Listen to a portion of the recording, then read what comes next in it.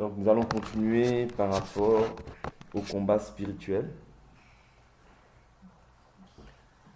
Combat spirituel. Nous avions essayé de voir hier dans Éphésiens chapitre 6.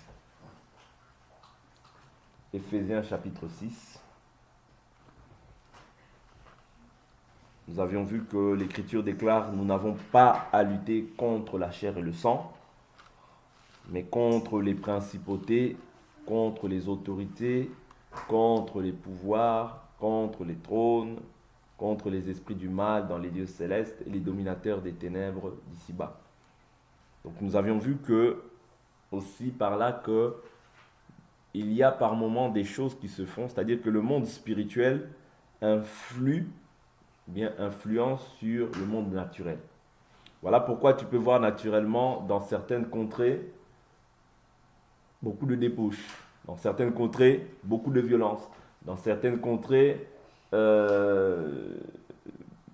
beaucoup de choses qui se font, mais en réalité ce que nous voyons naturellement, c'est simplement l'influence que le monde spirituel a sur le naturel. Vous voyez ?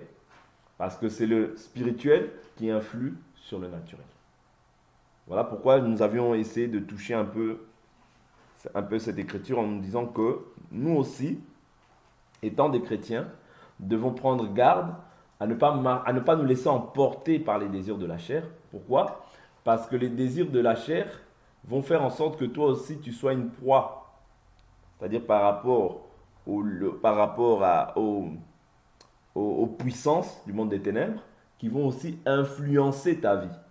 Voilà pourquoi la Bible nous dit: ne vous conformez pas au siècle présent, mais soyez transformés par le renouvellement de l'intelligence afin de discerner. Vous voyez ? Donc si tu es transformé, tu dois pouvoir discerner la volonté de Dieu, ce qui est bon, agréable et parfait. Mais si tu n'es pas transformé, tu vas être influencé aussi par le spirituel, mais pas dans le spirituel du bon côté, mais dans le spirituel du côté démoniaque, satanique. Vous comprenez ? C'est en cela que nous avons vu Romains chapitre 8. La Bible nous dit: il n'y a pas de condamnation pour ceux qui sont en Jésus-Christ, pour ceux qui marchent selon l'esprit. Il n'y a pas de condamnation. Et non pour ceux qui marchent selon la chair. Vous voyez ? C'est-à-dire quand tu marches selon la chair, pour toi aussi l'influence, car le monde spirituel va aussi t'influencer, vouloir ou non. Voilà pourquoi tu peux voir des gens qui disent qu'ils sont chrétiens, mais ils n'arrivent pas à manifester le caractère de Christ. Pourquoi ? Parce qu'ils marchent par la chair. Ils marchent selon leur volonté. Ils marchent selon leurs pensées, selon leurs désirs, au lieu de marcher selon les désirs de Dieu. Au lieu de faire la volonté de Dieu, ils marchent maintenant selon leurs pensées, selon leurs convoitises. Et ça va faire que tu vas être maintenant influencé par aussi le monde spirituel, mais dans le mauvais sens. Vous comprenez ? Or, nous avons pour modèle déjà un modèle qui est déjà posé, c'est-à-dire la parole. Vous voyez ? Notre modèle, c'est la parole. Et si tu ne veux pas être influencé, vous voyez, par le monde des ténèbres, il te faut demeurer dans la parole. C'est pour ça que Jésus a dit: si vous demeurez en moi, mes paroles demeurent en vous, vous êtes mes disciples. Vous voyez ? Auquel cas, si tu ne demeures pas en cela, tu vas forcément être influencé. Parce que la Bible est claire. On ne peut pas servir deux maîtres à la fois. Soit on aimera l'un et on haïra l'autre. Est-ce que vous comprenez ? Soit on aimera l'un et on haïra l'autre. Soit on aimera l'un et on méprisera l'autre. Vous comprenez ? C'est-à-dire que quelqu'un qui marche selon la chair ne peut pas aimer la parole. Vous voyez ? Quelqu'un qui marche selon l'esprit aussi ne peut pas aimer les gens qui marchent selon la chair. Quand je dis aimer, c'est-à-dire il va s'irriter. Ce n'est pas qu'il ne va pas aimer, mais c'est-à-dire les actes que la personne va poser, il va être en opposition. Voilà pourquoi ceux qui marchent selon la chair, vous voyez, ne peuvent pas plaire à Dieu. Pourquoi ? Parce qu'ils font des choses qui sont contraires à la volonté de Dieu. Vous voyez ? Donc si tu es influencé, par exemple quand il y a des gens, tu es influencé par ces gens-là, vous voyez, tu marches selon tes pensées, selon tes convoitises. Donc facilement, ces personnes-là peuvent avoir aussi l'influence sur ta vie. Voilà pourquoi nous avions dit aussi, je ne sais pas si nous l'avions dit hier, mais ce qui est chair est chair, ce qui est esprit est esprit. Vous voyez? Quand tu as accepté Jésus, c'est pour que tu sois esprit et non plus chair, parce que Dieu veut mettre fin à tout ce qui est de la chair en toi. Parce que c'est dans la chair que Dieu a condamné le péché. C'est pas moi. C'est Romains chapitre 8. Là, je dis les choses comme ça, mais c'est des Écritures. Romains chapitre 8. Dieu a condamné le péché dans la chair afin que nous ne vivions plus selon la chair, mais selon l'esprit. Vous comprenez? Parce que quand tu vis selon la chair, on peut te voir avec faire n'importe quoi, des choses qui sont totalement contraires à la volonté de Dieu. Et ce n'est pas ce que Dieu a réservé pour toi. Vous voyez? Parce que si tu vis selon la chair, cela voudrait dire simplement que tu fais partie de ceux qui ne marchent pas conformément à Éphésiens chapitre 6, comme on a lu hier.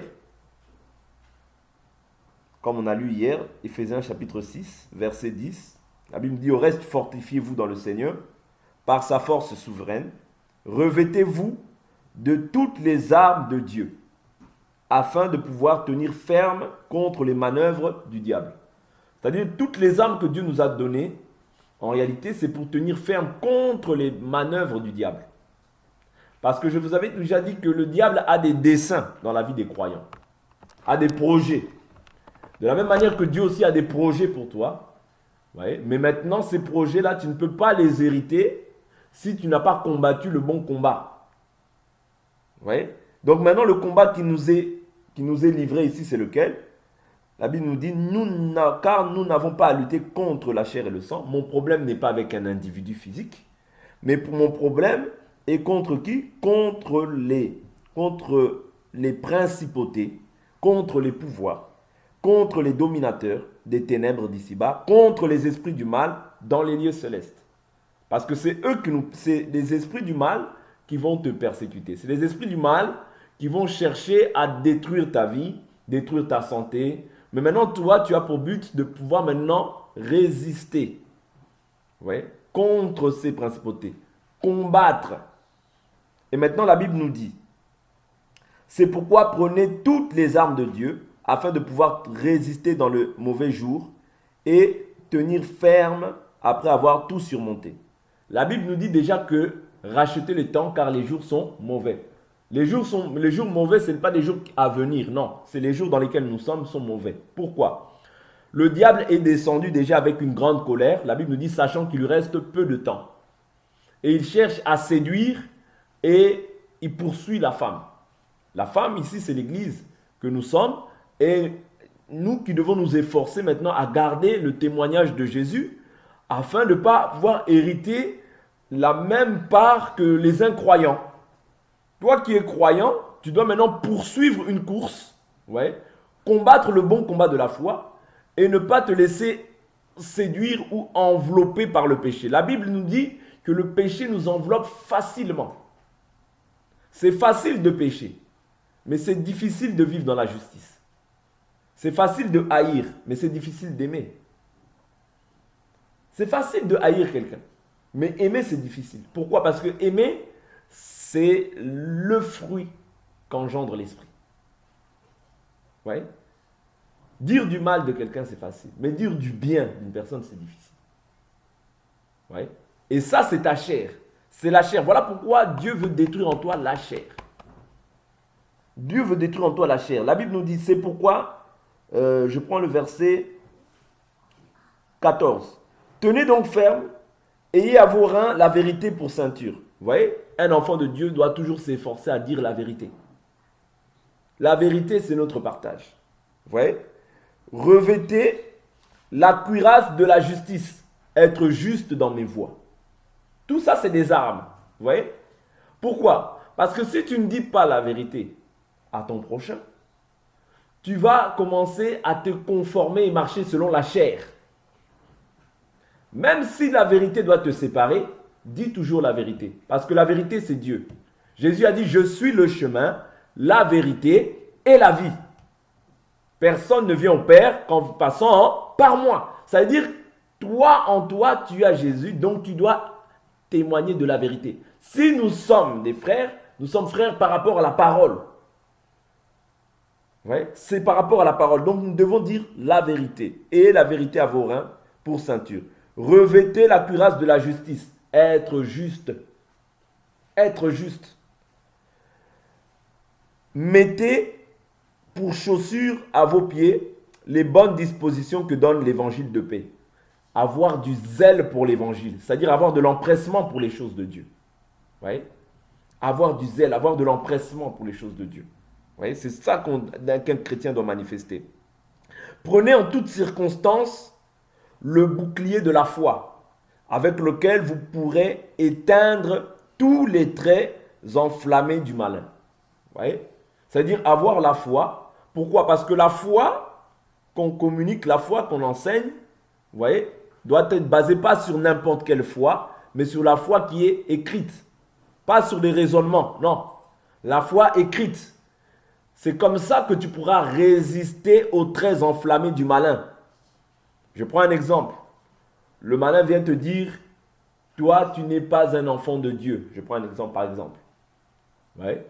Mais toi, tu dois pouvoir déclarer que à tous ceux qui l'ont reçu, à tous ceux qui croient en son nom, la parole de Dieu leur a donné le pouvoir de devenir comment? Enfants de Dieu.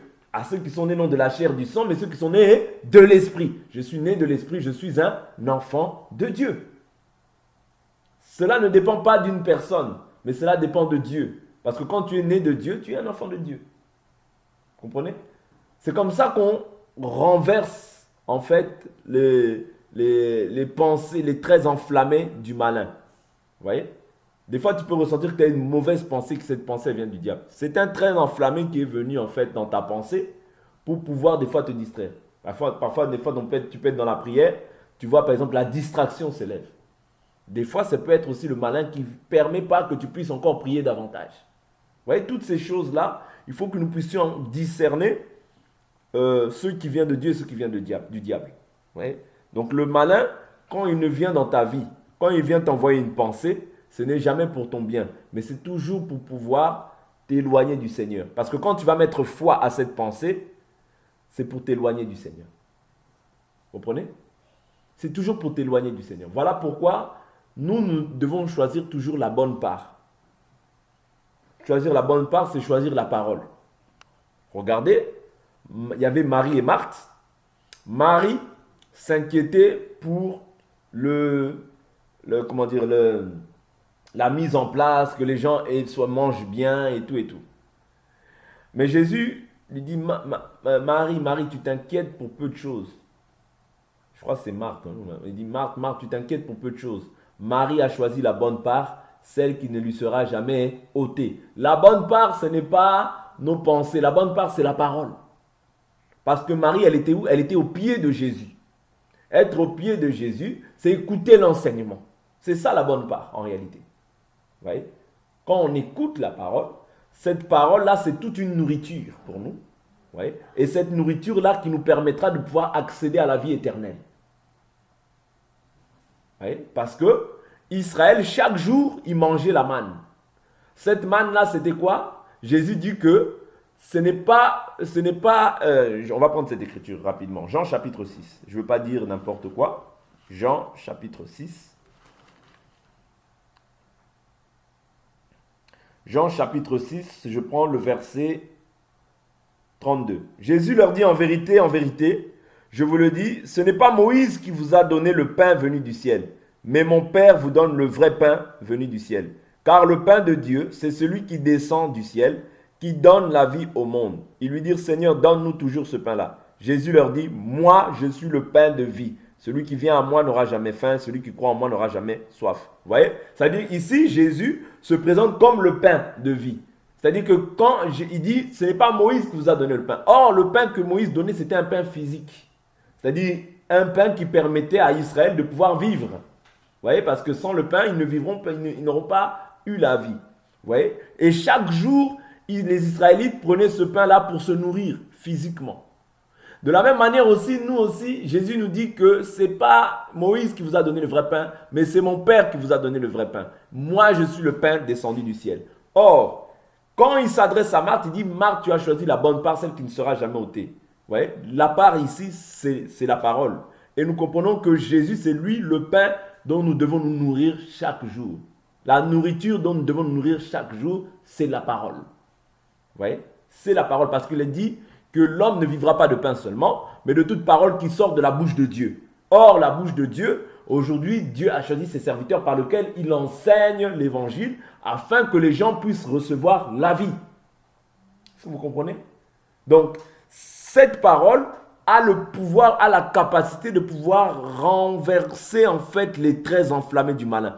A la capacité de pouvoir placer la foi en toi afin que tu sois un homme fait face à l'adversaire, que tu ne puisses pas trembler, mais que tu puisses répondre aussi, comme Jésus a déclaré. Satan a parlé, mais Jésus a dit, il est aussi écrit.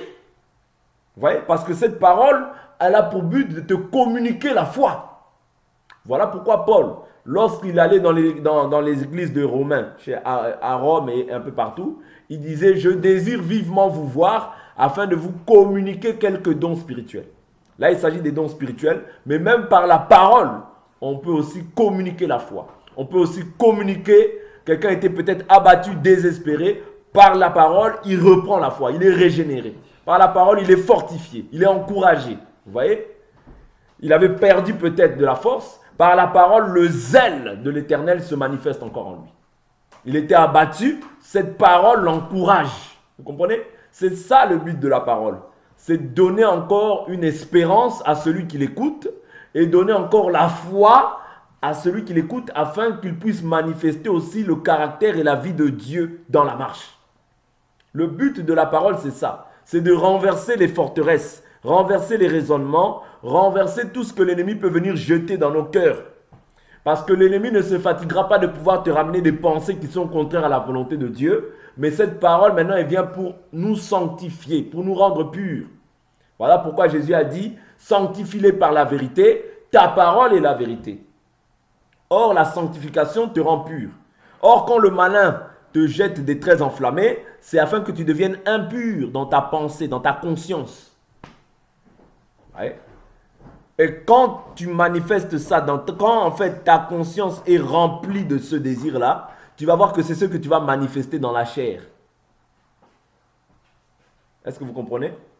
Voilà pourquoi la parole vient pour renouveler notre pensée, notre manière de penser. Le but de la parole, c'est aussi renouveler notre manière de voir les choses. Que nos pensées qui voyaient, qui se limitaient, que nous puissions voir maintenant comme Dieu voit. Vous voyez? Que tu puisses voir comme Dieu et non plus que tu puisses voir à la manière des hommes. Que tu puisses voir à l'invisible, même si tu ne le vois pas. C'est ça le rôle de la parole. Elle communique l'espérance. Elle communique la foi. Et le combat spirituel, c'est la même chose. Le combat spirituel, Satan t'injecte des pensées. Mais la parole, maintenant, par la foi qu'elle communique, veut maintenant que tu puisses être renouvelé dans ta pensée. Être renouvelé dans ta pensée et que tu puisses mettre foi en ce qui est écrit et non pas en ce que la chair ou bien le diable veut injecter en toi. Le combat spirituel, c'est réel. Voilà pourquoi nous devons nous armer de toutes les armes de Dieu pour tenir ferme dans le mauvais jour. La Bible nous dit quoi? Verset 16, verset 17. Prenez aussi le casque du salut et l'épée de l'esprit qui est la parole de Dieu. Ici, si vous voyez la manière dont c'est défini comme un combattant. Parce que dans les anciens temps, quand ils combattaient, c'était avec des épées, des cuirasses, des boucliers, vous voyez. Donc, en réalité, toi, tu dois savoir que tu es perpétuellement dans un combat. Perpétuellement dans un combat. Que tu dormes, que tu te lèves, que tu manges, que tu fasses ceci ou cela, tu es constamment combattu. Pourquoi? Je vous avais dit que nous sommes dans ce monde, mais nous ne sommes pas de ce monde. Notre royaume n'est pas de ce monde. Tout ce qu'on vit ici, la Bible nous dit que les difficultés du siècle présent ne sont pas comparables à la gloire à venir. Nous, ce que nous attendons, c'est la gloire à venir. Parce que ce monde, la lune, les étoiles disparaîtront. Tout disparaîtra. Parce que nous attendons les choses qui sont à venir. Vous voyez, les choses qui sont à venir. C'est ça la vérité. Mais tout ce que nous voyons ici, c'est une réalité qui est passagère, qui passera. Parce que la Bible nous dit la terre et tout ce qu'elle enfin passera. C'est-à-dire tout ce qu'on voit là physiquement là, c'est une image et non pas la réalité des choses. La réalité des choses, c'est ce qui est à venir. Bien que tu peux toucher, voir des choses, mais c'est une réalité, pas la vérité. La vérité, c'est ce que Dieu a dit. Quand Dieu dit que cette terre passera, le soleil, la lune passera, la mer rendra ses morts, toutes ces choses-là, nous devons comprendre que tout ce que nous voyons, toutes ces choses auxquelles même nous pouvons nous attacher, des fois ce n'est que passager. Ce ne sont que des choses passagères et éphémères. Parce que ça passera. Nous voyons par exemple le séisme en Turquie. Qui aurait cru qu'aujourd'hui il y aurait un séisme, autant de morts? C'est des choses qui passent. Vous comprenez? Parce que ce n'est pas la réalité. Mais les gens en fait s'attachent à ces réalités-là. Non, ce n'est pas la vérité plutôt. Mais les gens s'attachent beaucoup à la réalité, mais pas à la vérité. Nous, en tant que des enfants de Dieu, nous devons voir plus loin. C'est ça le rôle de la parole, de te communiquer la foi afin que tu vois comme Dieu. Que tes yeux humains, que tes 5 sens arrêtent de fonctionner à la manière des hommes. Non, il faut que tu voies plus loin, comme Dieu nous montre dans sa parole. C'est comme ça que tu dois voir. C'est ça qui va te permettre de pouvoir espérer et de continuer à t'attacher au Seigneur. Sinon, tu vas t'arrêter en cours de chemin, en cours de route. Tu vas te dire, ah ben moi ceci, moi j'ai pas ci, j'ai pas ça, j'ai pas ci. Et tu vas regarder toujours aux réalités. Je ne dis pas que tu ne peux pas faire de projet, je ne dis pas ça. Mais néanmoins, je dis qu'il faut regarder toujours à l'espérance. Je prends une écriture. Par rapport à ça, je prends une écriture. Je prends une écriture. Hébreux chapitre 11, le verset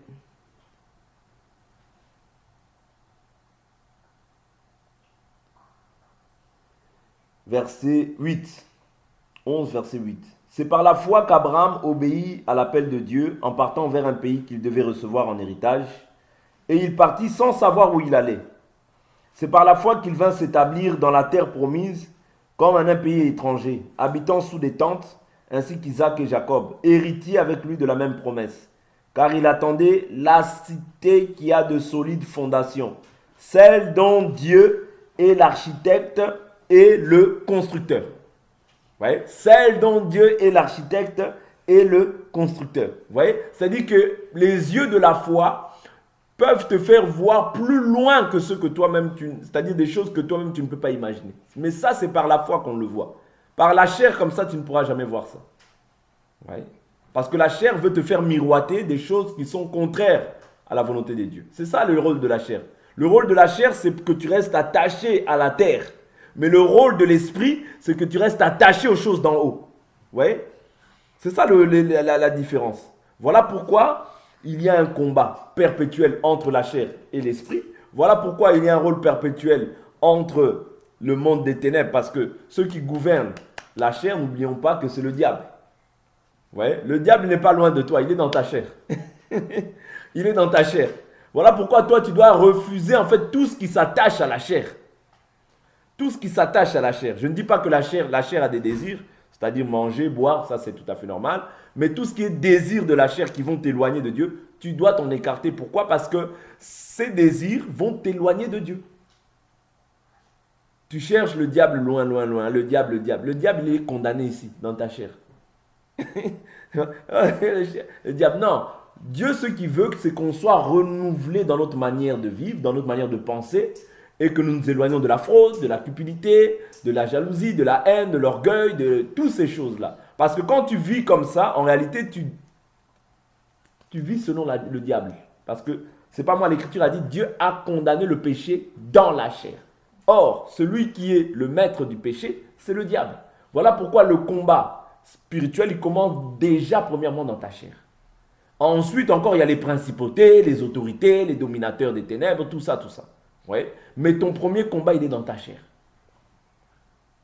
Vous voyez?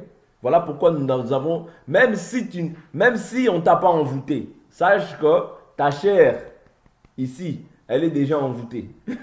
Quand je dis elle est déjà envoûtée, comprends-moi. Hein. C'est-à-dire c'est un langage. C'est simplement pour te dire que cette chair a été vendue au péché. Voilà pourquoi si tu vis selon la chair, tu ne peux pas être agréable à Dieu. Parce que la chair va toujours te communiquer quelque chose qui est contraire. Tu cherches le diable loin, mais tu dois simplement comprendre que toi maintenant, tu n'as plus rien à voir avec le diable parce que tu es dans le royaume de Dieu, mais néanmoins Dieu a laissé comme persécution ta chair.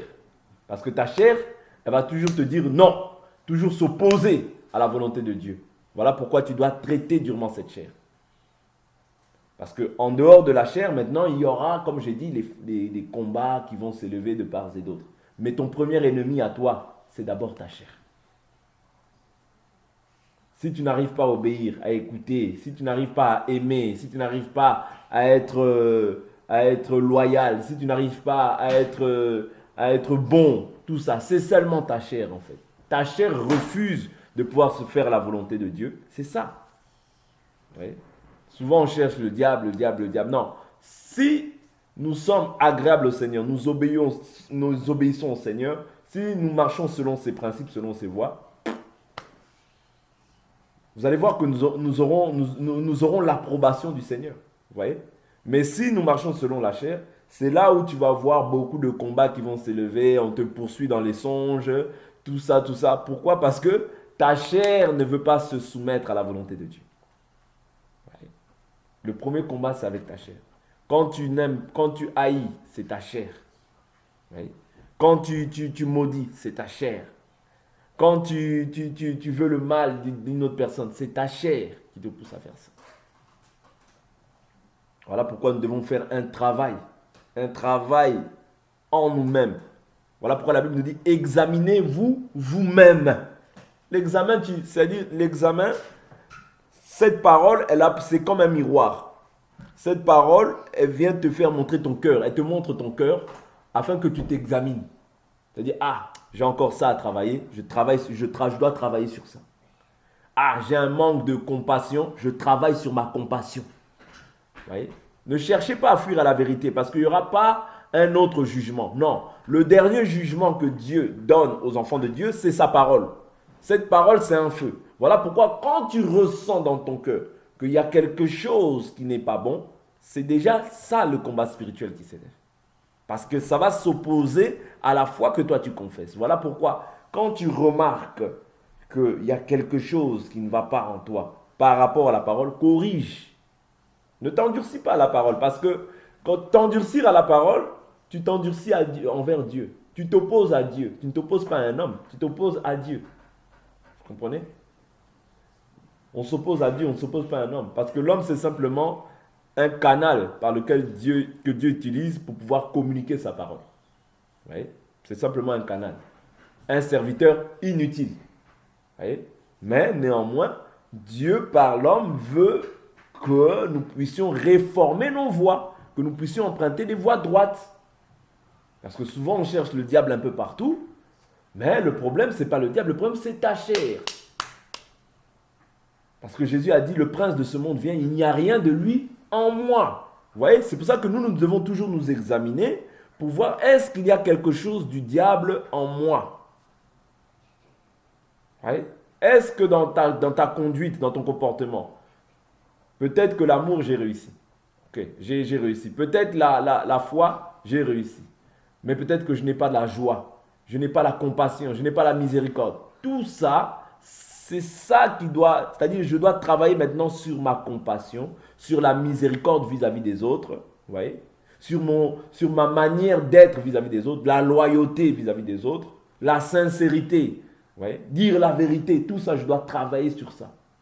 C'est tout un travail, un cheminement que le Seigneur met en nous afin que nous puissions atteindre la perfection. La perfection, c'est un processus.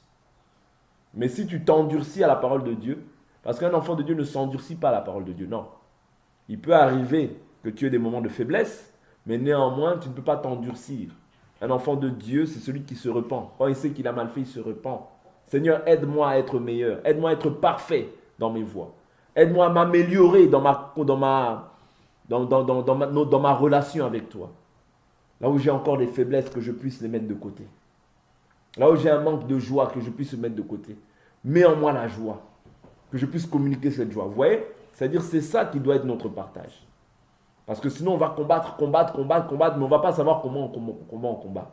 Le bon combat, c'est que d'abord tu puisses manifester le caractère de Dieu dans ta vie par le fruit de l'esprit.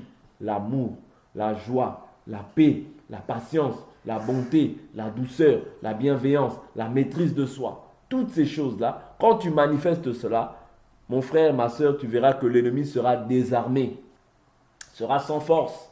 À ça, tu vas ajouter bien sûr la prière, tu vas ajouter bien sûr la louange, toutes ces choses-là. Mais quand tu as compris en fait que tu dois manifester le caractère de Christ, tu verras que tu n'auras pas la place pour laisser la haine envers ton frère, envers ta soeur. Tu n'auras pas la place pour laisser la jalousie se grandir dans ton cœur. Tu n'auras pas la place pour laisser la colère grandir dans ton cœur. Tu n'auras pas la place pour ces choses-là. Pourquoi? Parce que tu es rempli en fait du fruit de l'esprit. Oui. Tu vas chercher le diable à côté, à gauche, à droite, mais en réalité, le diable réside dans ta chair. Il réside dans ta chair. Toi, voilà pourquoi Dieu ne veut pas que tu marches selon la chair. Parce que tu vas accomplir la volonté de l'ennemi. Forcément. Que tu le veuilles ou non. Si tu es trop distrait, tout le temps distrait, jamais connecté à Dieu, tu vas forcément commencer à marcher selon des voies qui s'opposent au Seigneur. Voilà pourquoi nous devons faire attention. Parce que la Bible nous dit, rachetez le temps, les jours sont mauvais. Est-ce que vous comprenez un peu? Donc on va s'arrêter là pour aujourd'hui.